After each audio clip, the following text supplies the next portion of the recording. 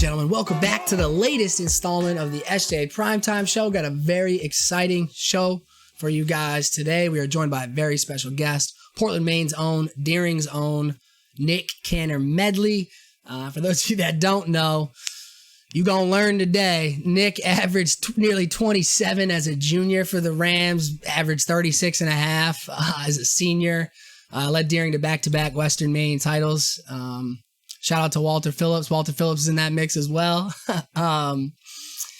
Nick went on to have a very illustrious career for the Terrapins of Maryland, the Terps. Fear the Turtle, baby. At the time, when Nick finished his career, he's number 11 all-time in games played for Maryland, number 8 in minutes, 13th all-time in points scored, 18th in rebounds, 6th in assists. I mean, this guy, 11th in steals, 13th in blocks.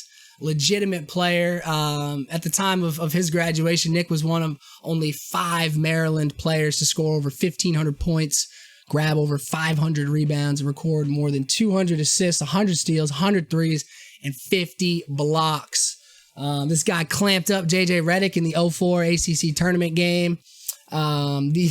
Just played with really tremendous talent. Guys like John Gilchrist, guys like DJ Strawberry. I mean, just a really legitimate career playing for Coach Williams. His position on local sports, a few months ago, he made a very compelling argument and post about the reality of the situation in Maine, and that's that less than 0.5% of our athletes have an opportunity to play at D1 or have professional careers. And obviously Nick was a part of that, 0.5% or whatever, in terms of he was able to kind of to parlay his experience at Deering High School into a D1 offer or offers, and then play professionally and make a career out of it. So what can we do as teachers, as coaches, as parents, as fans, as student athletes? What can we do better to kind of help represent Maine? And just kind of want to pick his brain a little bit about the March Madness tournament and things of that nature. So we cannot wait to have him on the show. Appreciate everybody's feedback up to this point. Appreciate kind of the buzz. We made a post last week, a few days ago, and the word of the day is the word of the week, the word of the month has been momentous. It feels like we're kind of building momentum here. So it's very exciting. So we'll just kind of continue to plug away and see what develops.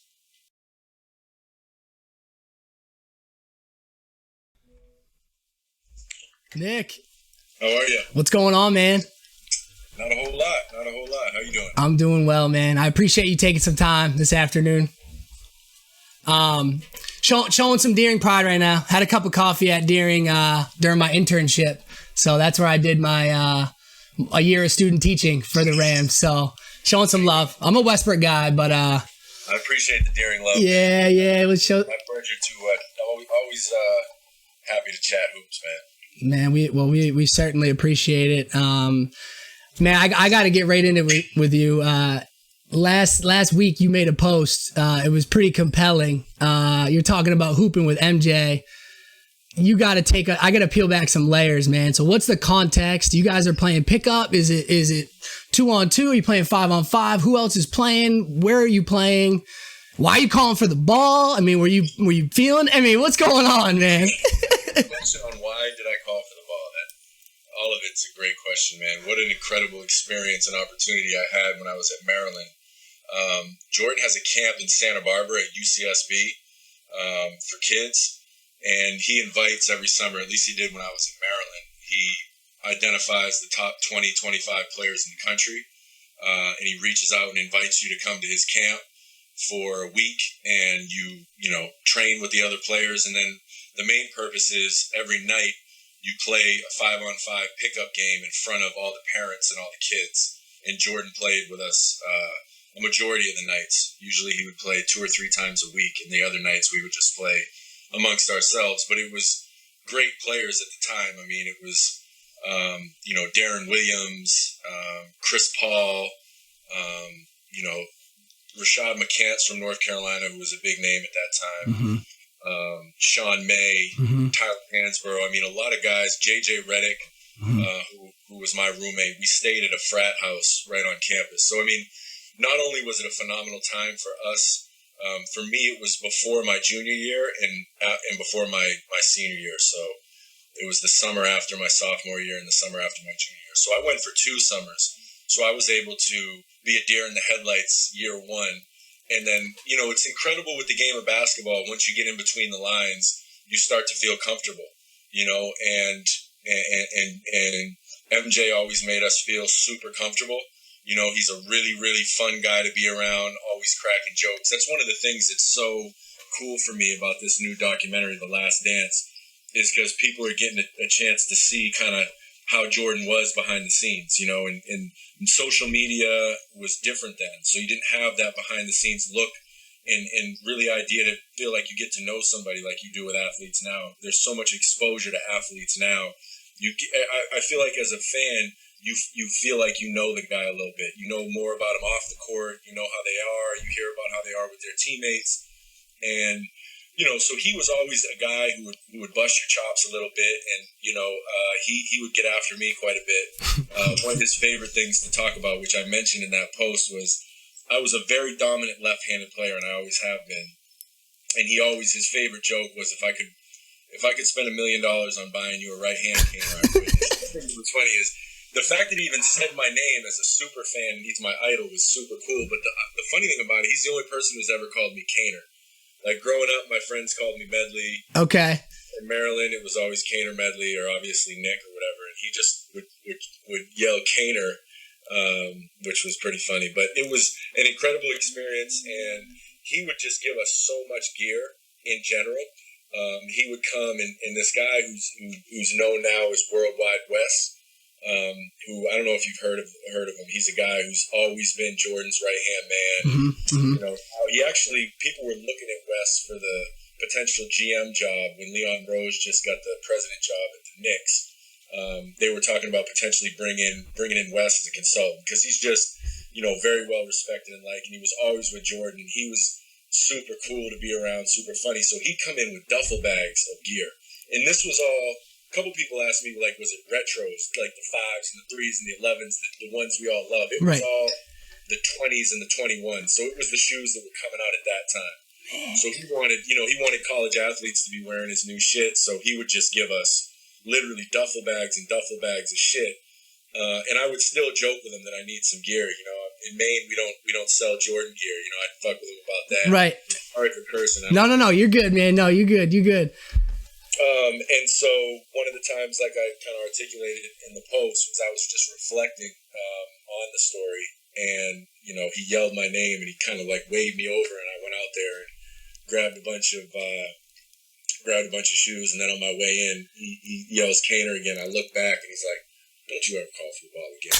And didn't even really laugh, like dead serious. Don't call for the ball again. And then gets into his truck and drives off. So just thinking back on it, man, I mean, in the moment, it was, the first year I was extremely starstruck, and then he just really made us feel comfortable. So the second summer, when I reflect on other times, he took a bunch of guys out on his boat, which unfortunately which being from Maine, it sucks. I get super motion sick and seasick, so I couldn't go. But I mean, this guy's taken 20 college basketball players out on a huge yacht. I mean, we really had the time of our lives there. Looking back on it, it was definitely the best experience that I had as a college player. So, yeah, man, it was a pretty crazy story. And why did I call for the ball? I mean, it was literally you just start feeling comfortable. And to be honest with you, I was wide open. I mean, I wasn't over there like calling for the ball with like somebody on me. Sure. Here, swing it, MJ. It was like, yo, like I'm wide open over here. I got you. He kind of looked at me and like, yeah, right, and then kept going ice on me because he did. Let me tell you something. He did not pass the ball at all. You think that he'd go out there playing with college guys and kind of let them shine. He was going at every single guy he possibly could, calling everybody out to come guard him. Numerous times he called me out to come guard him, and he's just completely unguardable. You know what I mean? Because he would literally take it from the top of the key, going very slowly, dribbling, then kind of backing you down, putting his shoulder on you at arm's reach, and then really just stop and just kind of shot fake a little and kind of get you to bite. and you get a little bit closer to him, he'd kind of push you off. And every time he got a shot off, I mean, he would shoot in these settings. I mean, he'd shoot 80, 90%, with everything he was doing, because he was still sharp at that time. I mean, this is 2004, 2000, so I went in 2002, so 2003 to 2005. So this was right around the same time that he was with the Wizards and getting done. So he could still, I mean, the guy could still really, really, really play at an elite level. Could have still played in the NBA. If I'm not mistaken, I think he got done a year or two before that. So what was, man, that is great. We saw last weekend the Jordan rules. So when he's like, yo, Caner, come on, you want some? What are your rules? Are you trying to force him to the to the elbow? Are you trying to work? You trying to take away? I mean, what do you do, right? Like, there's like, what's your attack? First and foremost is don't foul him. Yeah. You know what I mean? Because I'm not trying to be out here hacking. You know what I mean? But man, it's just in the moment. It's kind of hard to explain because it's very surreal. And you've got a guy in front of you who, you're not necessarily thinking about all the other times you've seen him and looked up to him. You're just enjoying that moment. Sure. And just, trying to get a hand up. That's all you can really do. Bro, that is wild, man. That is and wild. And to come full circle on it, I did a workout for the Charlotte Bobcats when I was coming out of college. And it was me, Rudy Gay, and Adam Morrison. They ended up drafting Adam Morrison. And it was a couple other guys that were in the workout. And he said it to me again, because I made a joke to him. I said, man, I've been working on the right. And he worked us out. He actually ran the workout. And he's like, we'll see, because you're not scoring in any of the games unless you finish with your right hand, which I didn't do, obviously. Once it got competitive, I was right back to the left. But sure. I did finish a couple times with my right hand and smile, and he was just shaking his head like, you're not fooling me. I'm not drafting your ass. You got no right hand. Right, well, because he's a GM owner, right, at that point, and that's when they took Morrison like 7 or 9 or something like that. They took him in the top 5. I think they took him number 3. Oh, okay, yeah, out of Gonzaga. You played it. He basically brought me in to be a body to kind of to defend, a similar body type as Morrison, because they had a couple first round picks, and he gave me some really, really good compliments. At the workout that I'll never forget. He told me, he said, look, if I had a late first or second round pick, he said, I would take you in a heartbeat. He said, keep working. And it literally, like, I remember I got on the phone with my dad after, and I was damn near in tears, because to hear that from him, meant a lot. But it was just an incredible, incredible experience, man. Incredible experience. And, I hope that we cross paths again, as I transition out of playing and I want to be involved in the game of basketball in some way. And I hope we cross paths again, because, he was just such a great leader and such a great person to be around.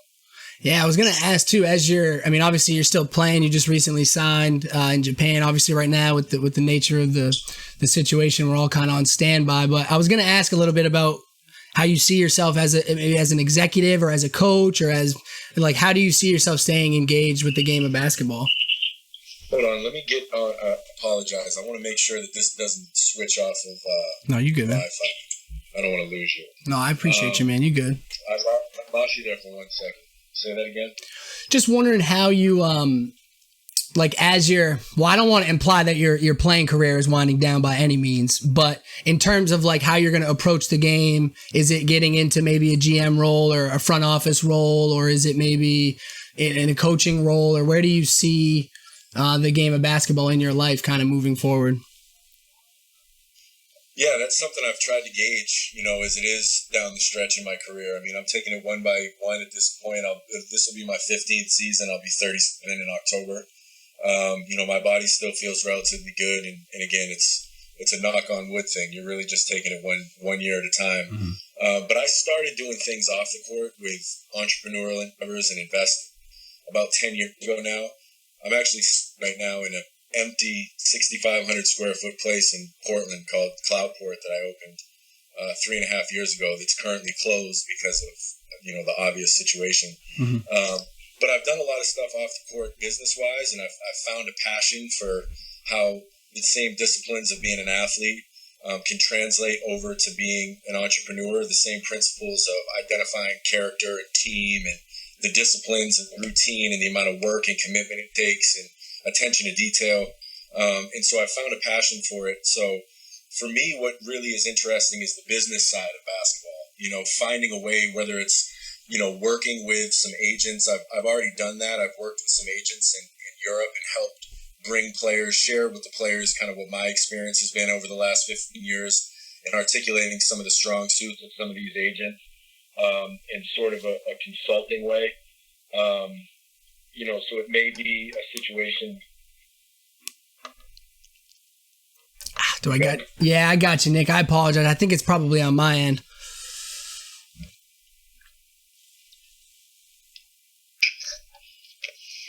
Do I got you here, Nick?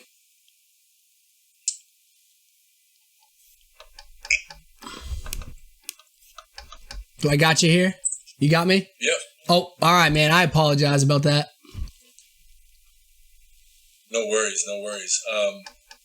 And so I've done some things along that line, and I've looked at also some opportunities I've seen other players do it, and I've talked to some people who have done it about potentially getting involved in an ownership group in Europe. I have a lot of relationships there, and also I'd love to do something front office wise, like being a GM. But the path to those roles is going to be kind of a matter of taking it, step by step through relationships and just seeing what opportunities present themselves when I'm done playing. I have relationships in the NBA with guys in front offices that I've known from when they were coaches, and just being in the basketball world for a while now, and stayed in touch with those guys and, going to try to find an opportunity. But I think the first thing I'll do when I'm done is kind of focus on the portfolio I've built, off the court from a business standpoint, and then just build relationships with basketball and continue to find opportunities and, take it one step at a time. Hey, that's awesome, man. That's really awesome. I'm wondering, you talked a little bit about your experiences in Europe, playing for the Monacos, or you played against like Real Madrid and teams like that. Those teams are more kind of known for obviously their soccer and things like that, and they're intense fans. How are the fans internationally? Are they as wild from a basketball standpoint as they are maybe from a soccer standpoint? Yeah, it's been interesting to see basketball develop in Europe over the last 15 years. When I first got to Europe in 2006, basketball was already big over there, but it's grown leaps and bounds from not only the fans and sponsorships, but also the talent of the European players and, people from that side of the water in general as basketball players. And so the fans are very passionate, and I've spent a majority of my career in Spain, 8 seasons, and those same fans, the soccer fans you mentioned, are extremely passionate, and that was one of my favorite parts of playing there. Is the fans are like college. It's that same environment as college where the fans are really, really loud and they get into it, and so that was one of my favorite parts of playing overseas, is the fans, how passionate they are, how animated they are. And I ate it up. I really fed off that energy, and, I would give it back to the fans. And some of the best experiences that I've had as a professional has been really interacting with the fans and celebrating wins and stuff like that. So it's, the fans are phenomenal over there, and definitely one of my, favorite parts of playing over there. Man, that's neat. And you likened it a little bit to playing collegiately at Maryland in the ACC, the Dukes, the Wake Forest, the UNCs. Talk a little bit about that experience in terms of what's it like. I've watched some clips, outlet pass, you're banging on UNC Duncan, and then Coach Williams is fuming, timeout, go to what's that like, dunking at Chapel Hill, and then like looking at Coach Williams and he's pissed at his guys. Like, what does that feel like to either get a crowd going at College Park or to shut a crowd up at, at Cameron Indoor? Like, what's that like? Yeah, they're both special in their own regard. The fans at Maryland, at the Comcast Center, when I got there in 2002, the Comcast Center opened for the first year.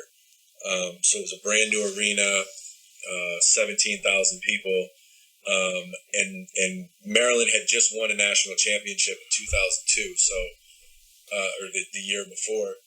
I think it was 2001 then. or no, because it was in 2002 because it was after it was March Madness. So yeah, they just came off a championship. It's like Steve Blake and Juwan Dixon, those guys, man, right? Right, exactly. And I got to play with Steve my freshman year, and so the rush of playing in front of a crowd like that against some of the teams you mentioned was incredible. But then equally incredible was being in environments like my sophomore year. We went down to Gainesville, Ooh, Florida, the swamp. when they were the number one team in the nation. And one of the things that made that experience so special is, for whatever reason, and I've only told this story to a few people, but for whatever reason, when I came onto the court with the assistant coach, it was the first time I'd ever played a number one team and the first time I'd done it on the road. And they talked about how the fans were going to be this and that and prepare ourselves and stay focused. And we were young, we were sophomores. And I came out on the court, and the full student section was already full. And I was one of the first guys out there, the first guy from our team. And the crowd erupted like it was, the beginning of the game, yelling at me, swearing at me, just anything you can imagine being said, saying to me. And for whatever reason in that moment, I just went 2 middle fingers up and just let it ride around the whole little area. And dude, their reaction to that was, it was louder then of them yelling at me than it probably was at any point in the game. They were just, for me to come out there and flip them all off as they're yelling at me, usually guys pretend like they're not there. They kind of ignore them. But for me, when I look back at it, it was something that was a little bit out of character for me, but I am a very competitive person, and it dialed me in because then I had to go ahead and shoot. Right. Just me out there with them all going crazy. I didn't take that part into consideration. So the first couple shots, I was a little bit tight. And then I started, but it had me dialed in warm-ups like I was already in the game. So I actually ended up having a really, really good game, a 20-10 game. And we ended up beating them in overtime that game. And so that was one of my best memories. And then my junior year, we went into Duke when Duke was number one at that time, and they had J.J. Redick and Sheldon Williams and these guys, and we ended up beating them at Duke,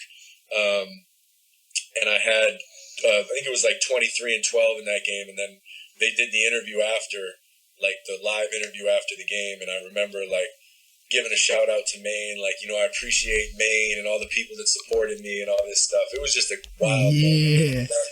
And I always had so much pride in Maine, and I always tried to find opportunities to talk about Maine, because people would give me a lot of crap about being from Maine and, nobody plays basketball up there and this type of stuff. So I took it as a challenge to kind of represent the state with, when I was playing, and just try to kind of put us on the map in terms of like, we can play too, and, we're not scared of this moment, and we're not scared of these environments. Hey man, well, we see you, we saw you, we see you, internationally, and I think you do a good job in making us proud and representing. It's crazy, man. It's crazy. Talk a little bit about your sophomore year, I believe, the ACC tournament. You guys had to go through Chris Paul and Wake Forest. Kind of did you feel like you survived that 30 point? He had like 30 points, like he's going off. We've seen as fans, guys like, Steph Curry comes to mind for Davidson, or guys like maybe like a Carson Edwards for Purdue kind of take over. Can you feel that happening, and how do you stop that? Like, or the Hodge kid from NC State, like, can you feel these guys get going and it's like, oh man, shit, we got to stop this? Or what's that like being a player? Well, you've got two options in that situation. You can either focus on stopping it, or you can, hopefully have somebody or collectively be able to match it. And during that tournament in specific, we were fortunate to have a guy who was just out of his mind the whole weekend, and John Gilchrist, who ended up getting the ACC tournament MVP. And he was just absolutely out of his mind the entire and he was in a whole different mindset. I'd never even seen him like that, because he was my college roommate. And we were sophomores. It was that same year, like you mentioned. And he was a relatively spiritual guy, but not necessarily open, going to church and bringing, the Bible into the locker room. And this guy was, before the games, reading Bible scriptures in his locker, talking to nobody, which struck me as, different because I hadn't seen him do it, or I hadn't actually ever seen any players ever do it. But he was so dialed in and so focused in a mind state that I'd never seen him in. And so obviously reading the Bible, he was pulling, spiritual strength from it, or whatever he felt like it did for him or meant to him. And the performances he put on for that weekend were unbelievable. If you watch the games back, I mean, we had to deal with those guys you mentioned, but especially in the, we were way down to NC State at halftime, came back and he just dominated the second half. And then in the game against Duke, I think he had something like 30, and it was just unbelievable. I mean, pull-ups and threes and floaters, and, he put together, I mean, I know his game obviously well because we worked out all the time, but he just put it all together and it all clicked for him that weekend. And it was, when somebody's got it going, to your point, when they're in that zone, and in that you can throw a bunch of people at them, and really the only thing you can kind of do is try to match it and be able to try to find a way collectively to, slow it down or at least be able to match it. You mentioned your guy kind of getting on a roll and kind of feeding your guy. That championship game against Duke, man, you guys were down late, and you forced overtime. There was a play at the end of the game, man. You kind of put a shoulder down on our boy. Well, I shouldn't say our boy. I'm not a Duke guy by any means. I actually hate Duke. You put your shoulder into JJ, get a little and one action. What's that like? Just putting JJ Redick on his ass like that, and it won. I made a habit of putting JJ on his ass for 4 years, man. Don't let JJ tell you any different. JJ's my guy. I told you he was my roommate when we were out for 2 summers out in Santa Barbara. And JJ is a character. Let me put it like this: JJ had a lot of, and I'm not throwing anybody under the bus because it's very known knowledge. JJ enjoyed his college career immensely off the court. I mean, JJ was one of these guys who would do whatever he wanted to do, and he'd show up and get the job done. Sure. And he talked a lot. Don't let the poster boy appearance fool you. That guy would talk shit with the very, very best of them. And was a fierce competitor. And that's the reason why he's had such a great career as an NBA player, is that he's so competitive and so talented, and he's not afraid of any moment. I mean, he was always having huge games and big games. And, so in those moments, I really had respect for JJ, but I also knew that if there was one Achilles heel JJ had, he didn't like people being really, really physical with him, because he was used to having the refs on his side, in my opinion. So he, all those times, I mean, he was a great competitor, and I enjoyed competing with him. I mean, over my years, when me and JJ were there, I'm pretty sure he got the best of us more than we got the best of him, but we definitely got some wins and had some great games against them. Talk a little bit specifically. I think it was your teammate. I have actually a question about DJ Strawberry's dad and parents in general. I coach high school sports, and we played. Parents are crazy sometimes. Are the college parents as equally as crazy? Like, is Daryl Strawberry yelling and screaming at is Chris Duhan's mom? Is she getting after you on the side? Like, what are the parents like? The parents, at least from Maryland, were pretty calm because our coach was the exact opposite. I mean, Gary was, like you mentioned earlier, he was very, very, very vocal. And, our parents and grandmothers and stuff were right behind the benches. He's literally chewing us out, saying everything under the sun. So they're kind of in shock a lot of times. You know what I mean? Right. They're cheering. I mean, Sure. They are absolutely cheering, don't get me wrong, but there wasn't a lot of heckling out of them. And other fans and other parents, I think that because as college athletes, we dealt with at that time, and I'm sure college athletes still do now, in the ACC, the North Carolina fans, the Maryland fans, the Duke fans, the Georgia Tech fans, the Florida State fans were very brutal, man. I mean, very brutal with the stuff they'd say. They'd do research on your families. They'd find out your grandparents' name. They'd find out, anything they could about you, and they would just let you have it. But, I think parents kind of felt like they're getting it already quite a bit, so we're just going to kind of just be the supportive voices in the room.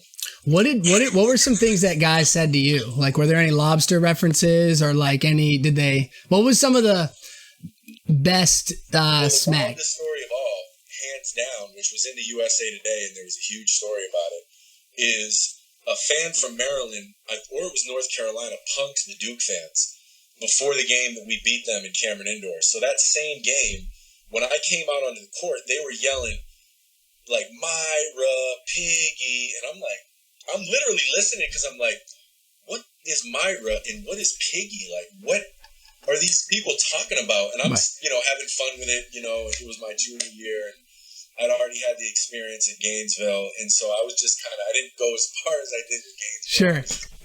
I was giving people looks and just kind of being a little bit arrogant with them and stuff, and just kind of having that attitude like I wasn't fazed. And every time I went to the free throw line, they're all screaming like Myra, and then the other side of the whole thing is going Piggy, Myra, Piggy, and so I didn't know what it was, and I didn't, I didn't really pay much mind. We got the win and kept it moving. And then there was a story that came out that a fan had infiltrated. They have a sheet that they give out to all the fans before the game with the info, and they had said that my girlfriend's name was Myra, and her little name for me that she'd call me, like her little pet name, was Piggy. And Myra and Piggy was a guy that back, when Duke is like clean slate, never had any problems, there was a scandal, a recruiting type scandal, where a booster or an AAU guy named Myron Piggy or Myron, some word play off that name, had been, had caused Duke a huge problem. So they kind of punked him. And so that was like my most memorable experience with that. Not only did we get the win, but they got punked by not even our fans. I think it was the North Carolina fans. So it was pretty. Right. There was layers. We can all rally against Duke. Yeah, it was pretty wild. Man. In terms of bad stuff I've heard, I mean, I don't like to be in the habit of cursing and stuff. So I would have to say stuff that isn't right for, any kids that maybe would watch this. Sure. I think there's ways to be a fan, and there's ways to say things, and this happens now in the NBA, where there's a line you got to draw, where there's certain things you can't say. There was racist stuff that was said to my teammates, like brutally racist stuff, and it's like, you know what I mean? You probably don't mean it, but it doesn't matter. Like, there's some stuff you just can't say and lines you can't cross. And some of the stuff that was said to me, you know what I mean? It's not even worth repeating. Like, the bottom line is that these people were just completely brutal, man. They were saying everything. And you get desensitized to it. You know what I mean? You laugh at it. You're definitely not taking it personal. I mean, when I was looking over at these Duke fans, and no disrespect to, a guy who likes to study and stuff, but these were like nerdy guys with glasses. You know what I mean? And looked like they were 13 years old cussing you out. You're looking at them like, come on. Right. You know what I mean? If I went outside right now, you'd be high-fiving me. You know what I mean? Like, there's no ill will. It's just people having a good time. People having fun. And so you just take it with a grain of salt. Yeah, I think for me, I heard the term like sports hate and then like kind of traditional hate. Like, I hate guys like LeBron. I'm a Celtics guy, right? But I have to be able to differentiate the man, the human versus the team that he plays for. So I think one thing for me, actually, it happened earlier this year, is when Kobe Bryant passed away, it really kind of hit different in a sense that, I mean, I've always hated the Lakers, right? I've hated Kobe from a Celtics fan standpoint. Look at you over there wearing that Lakers purple. I know, bro. Sidebar, I'm a huge Lakers fan. Go ahead. Oh, man. Well, I wanted to... it's blasphemous. I'm wearing this purple. And as a Blue Blazers guy, I mean, I appreciate the love, man. I appreciate it. But as far as I'm concerned, you're wearing Lakers purple. I know. You wouldn't be able to tell the difference. I'm hiding the Rams logo. There it is. Big family. The Lakers, the Rams.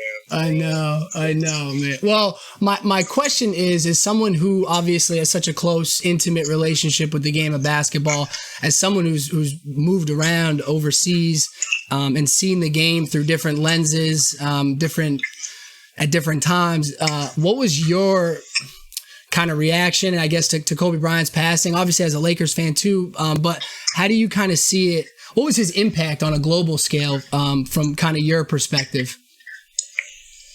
Man, Kobe is a guy who I'm obviously a huge fan. He's a guy who, for my generation, after Michael Jordan, was the Michael Jordan for me. I mean, being a Lakers fan, he was the guy who I looked to as just the definition of greatness, that competitiveness and that ability and that will to do things that take not only just for people that aren't athletes, ridiculous stamina and endurance, but just incredible skill. I mean, he's unbelievable. I mean, he was transcendent for me, the same way that even LeBron has been, for a generation a little after me. And for me, I don't try to have those conversations about who's the greatest player of all time. Mm-hmm. For me, I just respect greatness so much as a fan and as an athlete, that I just celebrate all these guys. I think Kobe's incredible. I think he's an all-time great. LeBron James, all-time great. Jordan. I mean, for these guys to be able to say that you're one of the greatest players that's ever played the game of basketball ever is so unbelievable that who cares which one, and because they all have their own. So these debates are going on now. A lot of my friends and people I see, these debates going on, LeBron, Kobe, and MJ, and then people start talking about, Bill Russell and some of these guys. I just, my perspective is these guys have all been ambassadors for the game, all people that helped shape my game and my competitive drive and inspired me throughout my career, even to this day. The stuff that I see LeBron doing, and I study these guys and try to watch interviews to hear the way that they articulate things and to try to pick from their mindset and draw inspiration from the way that they operate. And these guys have been so huge for the game of basketball, and they've all had huge impacts on me. Man, I don't like the Bill Russell wouldn't be effective in today's NBA argument. I don't like comparing, time frames, or I tend to kind of agree with you in that sense. They all can be great, All right, I gotta know a little bit about Coach Williams. He's a fiery guy. I also want to know a little bit. So Deering, 27 a game as a junior, and 36 and a half or whatever. That's crazy. It's stupid. What is it like to just go out there? What'd you do to my Blazers as a senior? Did you play Westbrook? Yeah, I played Westbrook my senior year. I think I had 48 at Westbrook my senior year. There was a couple fans who had always kind of got on. I mean, it's funny because I got it pretty hard, man, as a senior, from fans, because I'd already signed at Maryland, and unfortunately there was a lot of haters who felt like I was going to go to Maryland and sit on the bench, mm-hmm. and I was going to go there for a year and transfer, and that was fuel to my fire. It was a chip on my shoulder, and I always felt like I was an underdog, and it motivated me. And I would set goals for myself. I had a really, really great inner circle of really close friends that are still brothers to me, and they would challenge me, and I wasn't looking at traditional. First and foremost, we got to win. I wasn't looking at traditional stuff like 20, 30. I was challenging myself to have 50, and to just have, again, we talked about Kobe, having that mentality of just pushing yourself to be the best you can possibly be and not putting a ceiling on it, and just trying to dominate every minute and justify myself. I was trying to justify myself to the people I cared about. I cared about Maine fans. I wanted to represent Maine. It didn't matter if you were from Westbrook or South Portland, or, as I left and transitioned to Maryland, I was going to, wear the Maine, jersey, and I was going to try to represent for everybody, because I have so much respect for Maine basketball and the people I've played against and the fans, and how passionate there are people that are here, coaches in Maine basketball. And so, I used it as fuel to my fire, and I really challenged myself. My senior year, I went on a run where I think I averaged over 45 for, over a month. I was like 45, 47, 50, 51, something like that. And it was really just challenging myself to be at my very best and pushing myself to try to prove myself. I was honestly just trying to prove myself. Not only was I trying to prove myself to the people that I cared about, but I was trying to prove myself to myself. Like, damn, some of these people I really respect, and they kind of are carrying that same energy, and I'm trying to prove it to myself as well. I got to really get myself ready, because this is another level. And I think that entire experience made me work so hard that it prepared me for, and ultimately starting as a freshman at Maryland.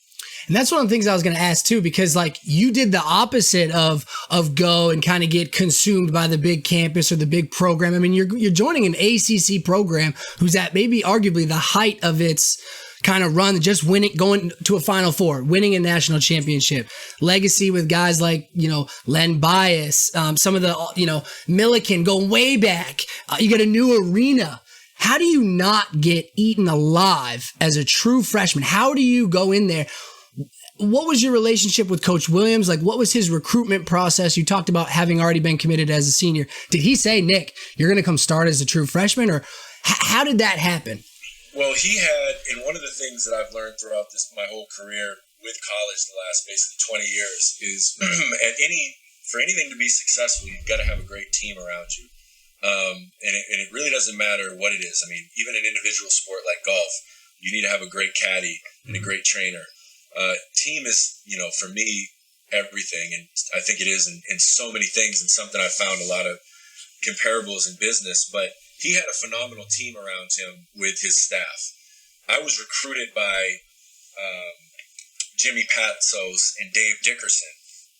And those guys were his 1-2, and they were the guys that always would be the voice of reason behind the energy. Let's call the Gary Williams tirades energy. Mm-hmm, yes. They would be the guys who said, well, what he meant by beep, beep, beep, beep, beep, is you've got to front this guy, or you got to deny the lane, or whatever. And then through the recruiting process, they were the guys who instilled that confidence in me. And when I went down there, I mean, I talked to Steve Blake, Drew Nicholas, and a guy named Calvin McCall, who was one of the best leaders and kind of mentors that I played with my whole career. And I only got to play with him for 1 year. Byron Mouton was a senior, and Byron Mouton was graduating. And the only guy that they had on their team returning in my position was the backup quarterback for the Maryland football team, a guy named Calvin McCall. And, when I went down there for my visit, he told me, Blake told me, and Drew Nicholas told me, they said, look, you have an opportunity to come down here and play, like start. You know what I mean? So that was part of their pitch to me. I mean, they pitched me. They took me on a great recruiting trip. I mean, I had an amazing time. I still have a great relationship with all those guys, Blake and Drew Nicholas. We talk all the time. Those guys took me under their wing from the minute I stepped on campus on my unofficial visit. And they were like, look, you have a real chance to play on a team that is one of the top teams in the country. And so that was huge for me. I mean, my final couple schools I was looking at was Kansas. At that time, they had Roy Williams, and he was phenomenal.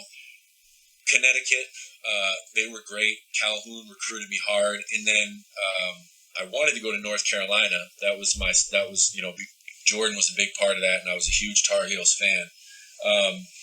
But they were going after Rashad McCants, and the coach at that time told me, Doherty told me, we'd love to have you, but we can't guarantee the minutes. And then the other guy who I loved, which was off the beaten path a little bit at that time, was Missouri, because Quinn Snyder recruited me harder than anybody. And Quinn Snyder now is the coach of the Jazz, obviously. And I just I just felt so comfortable with Quinn. He was so brilliant the way that he talked about the game and his vision, and I could tell he really studied my game. He knew things about my game that only me and my dad talk about. You know what I mean? So it was like, wow, this guy. So he was a top, and then ultimately it was just that ACC, close to home, big market, big media market, Baltimore Sun, Washington Post, awesome, platform. And my dad, he was a huge part in kind of thinking about all these elements, and then saying, look, if you look at the people in your position, which I always tell young players to look at, and also young professional athletes, look at the person who's in your position coming back, and then look at what does that landscape look like? And then, if there was somebody in your position that left, what was their role in the offense? Like, were they somebody who was featured or not? Or that's a good way to kind of figure out what your role going to be, because coaches don't change that much for players unless you're a very special guy. Usually they go with their system. And Gary Williams was a system guy, which was, I struggled with a little bit in a lot of ways, because reflecting on that, the flex offense didn't really suit my game all too much, because as a three, I was really on the baseline, corner threes, didn't have the ball in my hands much. In retrospect, I would have fit a lot better in different types of offenses, but I learned that as my career went on. But I knew I was going to play a lot in my heart. Mm-hmm. And from what they were telling me, I'm going to play a lot. But then I got everybody in my inner circle and everybody where I'm from telling me that I was out of my mind and I was a cocky, arrogant jerk for thinking that I could even go to a place like that. You know what I mean? So it was kind of like I went with, my gut and my confidence in myself and just what I was being told by where I'm going. I mean, listen, I respect your opinion, Maine fans, but I'm also going to go with what the head coach of one of the biggest schools in the country is telling me, Right. You kind of bet on yourself in that sense. Like, hey, I'm going to use this. Myself, and I got a really good vibe from these guys that they weren't BSing me, and my dad was like, I think they're being, and also you got to just look at it. There's no other person who's playing minutes in your position right now. And the only other guy they're going to have on the roster next year is a backup quarterback for the football team, who they brought on as a walk-on because he's such a great leader, because he was such a great locker room guy. And what they told me is he's going to be a perfect guy to mentor you and use for tutelage as you enter into a different level, And throughout my whole year starting, I mean, this is a guy who's a senior and was coming back as a senior and had a freshman who was starting. And when Gary started him for the first couple of games and when Gary ultimately gave me the starting nod, this dude was more excited for me than I was. Wow. You know what I mean? And you learn a lot from that because as far as I'm concerned, that's true character. Mm-hmm. And that's a real teammate. Somebody who's willing to maintain their principles and character even in the middle of demotion because it's what is for the best of the group, ultimately. And he was such a great leader and such a great mentor. I learned a ton from him about what it takes to win, and we had a nice run with that team. We went to the Sweet 16, and unfortunately, I dislocated my ankle like 3 minutes into that game, and we lost in that game to Texas. In Texas, I think it was in San Antonio, or no, it was the Michigan State in San Antonio. I think Texas beat or played Michigan State in the Elite Eight. But yeah, I mean, it was just they had a great infrastructure there with their coaches and with their staff, and it made me feel comfortable with the whole scenario. Man, so that's awesome. And you mentioned a little bit about people chirping or different dynamics at play, and I kind of want to shift the conversation a little bit as we kind of finish up here. You made a very telling post about the numbers in Maine in terms of kids being able to have opportunities to play at the D1 level, to play professionally. Obviously yourself, you're kind of an outlier because you've played at Maryland. You've had a very successful professional career. What can we do, we being coaches, teachers, AAU programs, parents, student athletes themselves, like what can we do better as Mainers to help kind of grow our youth programs, or is it club programs? Is it through the varsity sports? I mean, what is your opinion on how we can make a positive change in Maine sports?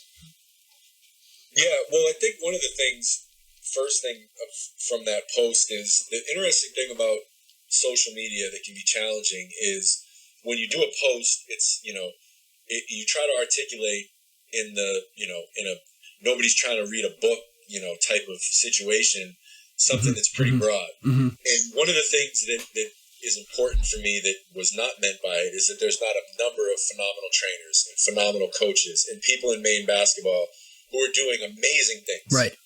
You know what I mean? Mm-hmm. For me, it was a challenge to myself, specifically, but also my peers, and a little bit of a jab at a lot of people and programs and trainers that I've seen in Maine who are very, very focused on making money, which I also get as an entrepreneur. And sure. I also respect. But I think that the ultimate goal should be trying to put the kids in the best situation possible to be successful. And sometimes if you're charging money and you're putting people in a position where they're not necessarily getting the type of tutelage they should get in that situation, I don't think that's fair to the parents, and I don't think it's fair to the players. And it happens everywhere. It's not just me. Mm-hmm. It happens everywhere. And the way that AAU basketball has been monetized has been a narrative and a debate throughout the country now for a long time. And so for me, it's what can be done? I mean, that's very, very dynamic. And I think that there's a lot of factors to that statistic. But the reality is, when you have such an alarming statistic, it's worth a challenge. And it's worth saying, let's collaborate. And let's find ways, and let's take an analysis approach of saying, what are we doing? And then what can we do additionally to, again, part of this is providing opportunities for everybody. And when you look at the overall landscape of basketball, there are some barriers to entry that involve money. So when everything is based around a cost to train and a cost to play on a team and a cost for this, and this, that's a barrier to entry for a lot of young people. You know, and the way that the world works, unfortunately, a lot of those areas that don't have the same economic means are backgrounds that deserve an opportunity. And if you look at the landscape of the NBA, and not to make it about race, but when you look at the landscape of, you know, the numbers of poverty throughout the country, a lot of people that have been successful in professional sports are from different backgrounds and minorities and economic areas that have a very difficult time. And so I think that in Maine, there's a lot of people that need the opportunity from a very young age to have the same opportunities that somebody who goes to Falmouth, their parents have a steady job that can afford to go to these AAU programs and train with these people. So that's been something I've challenged myself with. And through that post, tried to challenge other people where, you know, let's make sure that the focus is on giving everybody an opportunity, whether it's a kid who is from wherever in the world or a kid from Falmouth, a kid who's white, black, Asian, Hispanic. Let's make sure everybody's getting the same opportunities. Yeah. And again, not to make it a race thing, but to be really analytic statistically about what we're dealing with financially for a lot of people in their backgrounds. And Maine has diversified a lot more. When you look at the Deering High School roster now, and you look at the Deering High School roster when I was in high school, it looks a lot different. It's a lot more diverse, which I think is a phenomenal thing. I think it's great that we have more and more people coming to the state of Maine and we have more diversity. But we have to keep in mind that we have to give equal opportunities from the game of basketball and try to find ways that we can make the training inclusive for people that might not have the money. So that's part of it. And I'm sure trainers and coaches and AAU programs, I hope they do, they work with kids and families, you know, but let's not make this all about making money, and let's try to, you know, improve. And there is no answer. The answer to your question is, I don't necessarily have an answer or a magic wand that can say, this is what we need to do to get more guys Division I. I think what we can do, though, from a very young age, the more people that have the opportunity to have elite level training, great coaching, great leadership from all different backgrounds, the better. You know, and I think that's a great first step, and I think it's happening, and I just want to be a part and challenge other people to keep that in mind and you know, make an effort to focus on that and give everybody opportunities and try to focus on the things that matter. Yeah, and I think the important thing and the cool thing that you're kind of doing is providing us with a platform and an opportunity to start having these conversations, because it is so important to provide opportunities. And I don't think I mean, you mentioned about giving time, and it not necessarily need to be a monetary thing, and just giving kids, like you're talking about, an opportunity. Good stuff, man. I wanted to ask, I guess, a final thought here, question, maybe give you an opportunity to kind of pitch in terms of people. Where can people kind of follow you? Is it like social media, Facebook, Instagram, or from an entrepreneurial standpoint, we can kind of stay in tune with that. And then maybe what's your message to high school seniors right now, or just youngsters in general, maybe with some uncertainty heading into the summer, into the fall season? Just kind of what's your broader message, I guess, to younger athletes? Well, first of all, I want to thank you for not only the way that you've articulated this, you know, the respect to Deering and the Lakers, right? Oh, come on, man. And just the knowledge that you have of the game of basketball, and I salute you for that. I mean, you dropped Tom McMillan, man. You're only a true basketball connoisseur. Go Terps. Go with the archives, right? Yeah, go Terps, baby. for the platform and, you know, giving the opportunity for guys with experience to talk about, what their experience has been and give kids the opportunity, or coaches, to kind of we can all feed off each other and we can all learn from each other. So first of all, I appreciate you for that. As far as me and social media, I have Facebook, but it's not really something that I do actively from a standpoint of interaction too much. It's more just, to try to be able to express myself from time to time. And I'm really focused on Maine. When I talk about anything, it's really sharing experiences I've had to try to be inspirational to young players here. And then also just express myself from time to time, thought streams. I don't post a ton. I try to put in a lot of thought into stuff that I do post, and show love to other things that other people are doing. And then as an entrepreneur, I mean, Maine is where I'm from. I have a lot of love here, and I'm going to invest in this community because I have so much passion about it. And then as far as high school players and young people, with what's going on now, and just in general, as you transition, the principles of being disciplined and being a good person and respecting your coaches and your friends and your parents, and work ethic. Those are the things that are very cliche, and you hear them a lot, but you do hear them a lot for a reason. I think it's very important, and one thing that I would just share in closing as a message is these things that you hear all the time about, work ethic, again, discipline and all these things, respect for your teammates, respect for the referees. All these little details are going to have a huge impact on your career as a college player and as a professional, and the way that you're gauged and the way that you're evaluated by everybody who matters as far as decision makers. And so I think that that's a really important thing to remember, and I think that we have phenomenal people in Maine basketball right now. I'm inspired by it, and I'm excited to be more hands-on as I transition out of basketball. Well, Nick, we certainly appreciate your time, and we will be in touch, and we'll kind of stay in tune with your career as it kind of comes to a close here, and your post-playing career, and hopefully we can get you in the front office mix, maybe get in touch with our guy Quinn Snyder in Utah, and we'll see. But we can't wait to kind of follow you from here on out, and we very much appreciate your time, man. Appreciate you as well, and I really enjoyed this, and let's talk again soon. Yeah, for sure, Nick. All right, man. Good stuff. Take care, man. Keep doing your thing. Take care. Appreciate you. Ladies and gentlemen, Nick Caner-Medley. Wow, what a conversation. What a guy. A lot to kind of digest there. Just a really, really great, obviously a great basketball player, a great communicator, a really great man. It's really cool to hear some of those stories. Obviously at MJ, obviously, JJ Redick putting him on his ass, hearing stories going down to the swamp. And he was a little modest there. He had 22 and 13. He didn't have 20 and 10. He set Gainesville on fire that night. And just the way he kind of handles himself as a professional, but also personally, it's very...